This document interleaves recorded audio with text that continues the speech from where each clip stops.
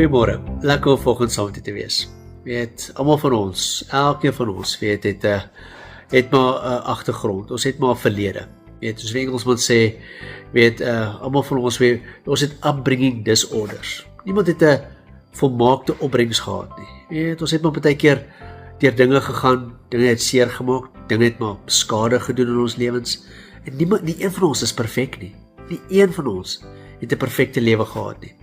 En ons het maar skade in ons. En ons dra, sê ons sê ook maar, ons het baggage, ons dra laste, ons het seer in ons hart, ons het gebrokenheid en weet, ons is maar net stikkend. Nou, dan wil jy ding met die ding vanoggend deel. Wanneer ons getrou tyd saam met die Here spandeer, wanneer ons getrou sy woord inneem in ons lewens, weer dag in, dag uit, maand in, maand uit. As ons getrou tyd saam met hom spandeer, getrou sy woord inneem. Dis wat Psalm 174 vers 3 sê, weet, hy kom en hy genees die gebroke harte en hy maak die wonde weer heel.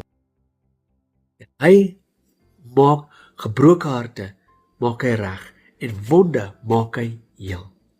En soos wat ons tyd saam met hom spandeer, word ons meer heel.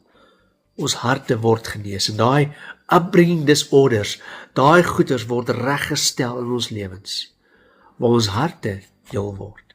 Ons word innerlik genees, maar dit kom by om tyd saam met hom te spandeer, want dit is in sy teenwoordigheid waar ons genees word. Dit is in sy teenwoordigheid waar ons heel gemaak word.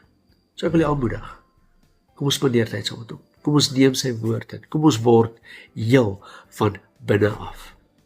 Want wanneer ons tyd saam met hom spandeer en in sy teenwoordigheid, wanneer ons daar tyd spandeer, word ons genees van binne af. Amen. Kom ons bid saam. Vader, dankie Here, dat ons weet in die teenwoordigheid gebeur daar dinge. Dinge gebeur om ons, maar ook dinge gebeur in ons. Dankie Here, sodat ons getrou tyd saam met U spandeer, word ons genees, word ons heel en ons eer U daarvoor. In Jesus naam. Amen.